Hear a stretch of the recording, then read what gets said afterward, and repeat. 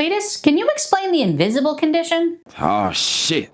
Here we go again. Of course, Frog. What's got you all confuzzled? Well, I bought the 5.5 Adventurer's Guide, and I was reading through it, but now Roan, Nox, and I have some questions. Yeah, the wording can be a bit confusing, so why don't you go round up them boys and I'll give y'all a quick lesson. Hey, Uncle Cletus. Hello again. Hello, boys. Frog tells me y'all are a bit confused about the invisible condition. Yeah, we aren't entirely sure how it works. Now, first things first. The invisible condition does not mean you are actually invisible. That doesn't make any sense. How can something be invisible and also not be invisible? Roan, what does it mean to be invisible? If something is invisible, it can't be seen or perceived. Correct. But it can also mean something that is so small and unobtrusive that you hardly notice it. Like Frog. You're the first on my list when I finally get access to the powers of the World Tree. I'm trembling with fear. Let me know when you level, because I want front row seats. Now, this is an after-hours lesson, so I'm not being paid to listen to you three ladies bicker about who's the prettiest. So hush! Now, the invisible condition does not mean that it cannot be seen with the naked eye. But it's in the name. I understand that, but at least in the 5th and 5.5 editions of the Adventurer's Guide, the invisible condition is used for both something that is actually invisible and also for things that you cannot currently see. Then why use the word invisible if they can still be seen? Because it doesn't make sense to split the condition into invisible and hidden when they do the same thing. But I'll admit, the new wording is a bit ambiguous. So what does the Adventurer's Guide say about the invisible condition? You gain the following effects when you have the invisible condition. First, you attack with surprise, giving yourself advantage on initiative. You're also concealed, meaning you and any equipment you're wearing or carrying cannot be affected by any effect that requires its target to be seen, unless the creator of that effect can somehow see you. Also, any attacks against you have disadvantage, and your attacks against others have advantage. Unless, of course, they can somehow see you, at which point you don't gain that benefit against that creature. Look at you boys, learning things. But does that condition say anything about being able to be seen? No, actually, it doesn't. It's implied, though, isn't it? In certain circumstances, yes, but not always. And I know the 5.5 edition is the new standard, but let me show you the text from the 5th edition to add some clarity. An invisible creature is impossible to see without magic or a special sense. For the purposes of hiding, invisibility counts as heavily obscured, but even when you're invisible, you can still be located by any noise you make or by any tracks that you leave. Attack rolls against the creature have disadvantage, and the creature's attack rolls have advantage. That text doesn't seem very relevant. I'm just trying to show you that the Adventurer's Guides consider being invisible and hidden while invisible two completely different things. So how do we know if something is actually invisible or if it just has the condition? Boy, you got a brain, don't you? Why don't you try using it for a little bit and I'm sure you'll figure it out. That depends on how much time we have. Perhaps you'd better spell it out for him. You know, I'm more than a little disappointed that I have to. Frog, what are the two ways you can get the invisible condition? Well, I suppose you could hide like Nox or cast an invisibility spell. Technically, there are 2 invisibility spells. Really? That seems redundant. It is. It's actually not. You see, Don't get ahead of me, boy. Let's talk about the hide action first. Now, when it's late at night and you're in bed with a lovely lady who you were definitely sure was single, and then you start hearing keys jingling at the door, what do? You hide, of course. Or jump out a window? In my family, they'd ask if you would like to join. Boy, I was looking for the answers hide or leave. Now, Nox, how do you hide? Well, you have to be heavily obscured, or behind 3/4 to full cover, and you cannot be in a creature's line of sight. After that, you just need to succeed a DC 15 stealth check. And if he passes that check, he gets the invisible condition. Correct, but he doesn't actually become invisible. Are we 100% sure about that? Roan, are you sure you're not a toddler? Because you seem to be having issues with object permanence. Oh, he's having issues, all right. Nox, go hide behind that couch, and Frog, why don't you stand off to the side over there? Now, Roan, where is Nox? He's behind the couch. Boy, Akara! Oh. Now be more specific. Where is Nox? I'm not sure. He's properly hidden. Exactly. To you, he's hidden and has the invisible condition. But Frog, can you still see Nox? Yes, sir. Of course you can, because Nox got the invisible condition from hiding, not actually becoming invisible. Now, how does the invisible condition end when you're hiding? Well, I could make a sound louder than a whisper or cast a spell with a verbal component. Ah, now I know where he's at. He's on the right. Correct, but making a sound or casting a spell are basically the same thing, since spells have to be chanted in a normal speaking voice. Now, how else? Well, I can make an attack. Watch it, Nox. That almost hit me. Or an enemy can find me. But what exactly does an enemy finding you mean? Well, there are two ways. You can turn off your targeting computer and use the Force, or you can physically go find them. What's the Force? It's just an expression that means do a search action and reach out with all of your senses to see if you can find something that you can't see. So if I didn't know Nox was behind the couch, I could stop and listen for his breathing or a creak in the furniture in order to find him? Precisely. The search action allows you to make a perception check against Nox's stealth and try to find him without having to go look behind all of the couches, desks, and closets in a room. Of course, if you did go look behind all those things, you'd also find him. So what if I'm hidden and I have the invisible condition, and then I move out from my hiding space? Now, if you're hidden and you move into that creature's line of sight, you will lose the invisible condition because you're no longer hidden from that creature, because obviously they can see you. But he's invisible, so he should be able to walk out from behind his cover and not be seen. Boy, did I hit you too hard, or did you just wake up on the wrong side of stupid? Here, drink this potion. Okay.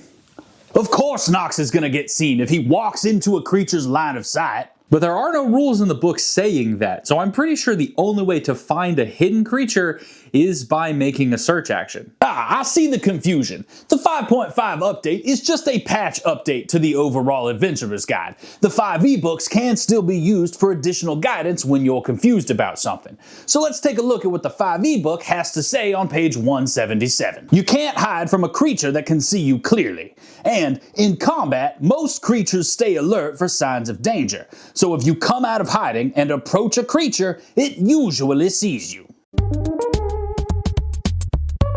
So to sum it all up, if Nox is hiding and he has the invisible condition, an enemy can use the search action to find him, or they can physically turn over a room to locate him. And if Nox is hiding and he leaves his hiding spot and steps out into the open, he's probably going to lose the invisible condition because he's going to be seen. Precisely, because he's not actually invisible. Now, how does the invisible condition work when you cast a spell? Now, when you want to sneak into a mayor's office and approve some permits that might not exactly be legal, what's the best way to do that? Cast invisibility on the rogue and let him sneak in unseen. Exactly, and that'll give Nox the invisible condition up to an hour. But technically that spell's description doesn't say it makes a creature invisible. True, but invisibility is an illusion spell, and it basically makes your presence invisible to everyone and everything. But if you call attention to yourself by making an attack, dealing damage to someone, or casting another spell, the illusion breaks. That's fairly accurate. It's basically akin to putting on a maid costume and walking around a noble's manor. No one's really gonna pay attention to you unless you do something to call attention to yourself. So we put Nox in a maid costume and hope no one sees him. I suppose that's one way to sneak in. Nox, what size maid dress do you wear? No need to get one for me. I'm sure I still have a maid costume somewhere in my closet. Just remember, you two, a maid costume and a performance check are no substitute for the invisibility spell. Why in the hells do you have a maid costume? I was poor, remember? I've worked a lot of odd jobs. Why a maid? You could have been a butler or a stable boy. Dresses are comfortable. Besides, who wants to shovel manure? Anyway, what about greater invisibility? Well, that spell makes you invisible by warping light around you, so that when people are looking at you, they're actually looking through you. But it ends after a minute or when you break concentration. When it's late at night and you hear something bumping around in your kitchen, but when you go to investigate, nothing is there. What is that? House settling noises, of course. Nox stealing cookies? Maybe, but the more likely answer is that it's something in the ethereal plane that's knocking around your pots and pans. You just can't see them because they're invisible. Ow! Jump scare. I have something like that in my house. We call him George. You know, this is my friend Big Joe's card. He specializes in exorcisms. Why don't you send for him when you get a chance? Have you ever seen George? No, but I guess I could by casting See Invisibility. It lets you see into the ethereal plane, and as a bonus you get to see invisible things, like ghosts or invisible stalkers. Like the monsters or people who want to steal my cookies? Both. While that is the best way to see invisible creatures, it's not the only way to see something with the invisible condition. There are other ways for people to find me? Yes, there are at least 4 ways to see through the invisible condition. Let's start with the most fickle, passive perception. What is passive perception? It's what you notice without trying. Like when you walk into a room and notice something is off, but you can't quite put your finger on it. Or conversely, you walk into a room full of danger, but you don't notice because you are deep in a book.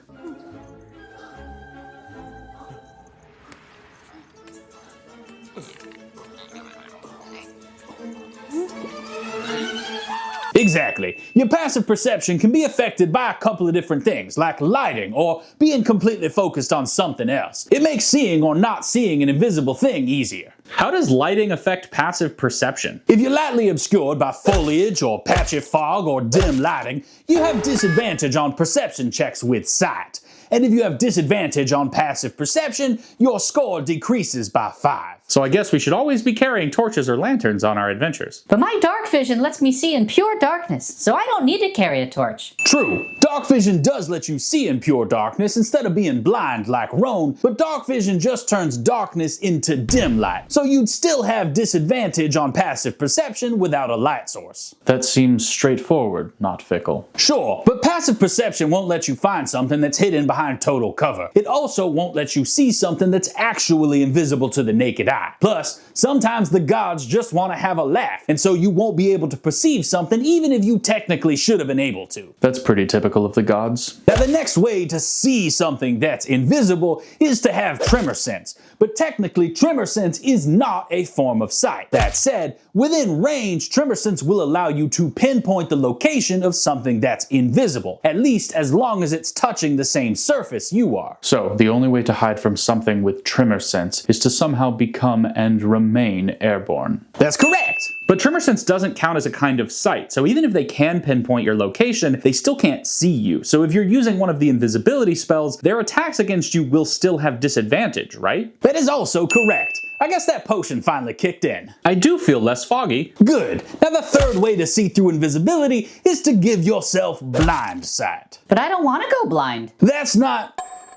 Do the 3 of you only share 2 brain cells? Unfortunately, and I always have one. Now Blindsight lets you see within range without using your eyes, so it doesn't matter if you're blinded or in magical darkness. If it's within your range, you can see it. How does that work? Well, I've read you can get Blindsight a couple of different ways, like echolocation, or reading key, or reading the flow of the weave in all things. You know. Yeah, pretty much any of those things. Now the only downside to Blindsight is that you can't use it to see behind total cover. But because you're seeing things without using your eyeballs, the invisibility spells don't work on creatures that have Blindsight. Don't waste invisibility when dealing with bats. Noted. Now the final thing that can see through invisibility is True Sight, but that one is actually pretty dangerous. How so? It lets you see things how they really are, and no amount of darkness, invisibility, illusion magic, or magical transformation can hide you from something that has True Sight. Why would that be so bad? Maybe I don't want to see Roan's true form, considering his heritage. What? You don't want to see my tentacles? You have tentacles? Hush up, all of you. Now imagine for a second that an eldritch horror beyond comprehension polymorphs itself into a human being and then starts walking down Main Street. What do you think would happen if you could see through that disguise? Oh, I think I might lose my mind. Exactly. Being able to see through illusions and magical transformations has its perks, for sure. But you need to be really careful about what you look at, because some things are very hard on the psyche. I once knew a wizard from a city called Chicago who got himself a look at a corrupted angel of sorts using True Sight. It left him really mentally scarred for a long while afterwards. Okay, so we'll avoid True Sight unless it's absolutely necessary. Got it. A wise decision. Now that's enough for today. After all, I'm not getting paid for this. So, get your shit and get out. Hey y'all, thanks for watching. If you enjoyed the video, hit the like button and subscribe for more. And you know what? If you really be awesome, share it with your friends. I'm sure they'd like to see this too. Now, if you have any ideas for future content, let me know down in the comments below if you have a particular monster or topic you'd like me to cover in this format. Otherwise, if you want to watch all of the existing content, you can click on this playlist right here-ish. Anyways, guys, thanks for watching. I'm Sir Pinkbeard, and I'll see you guys in the next one.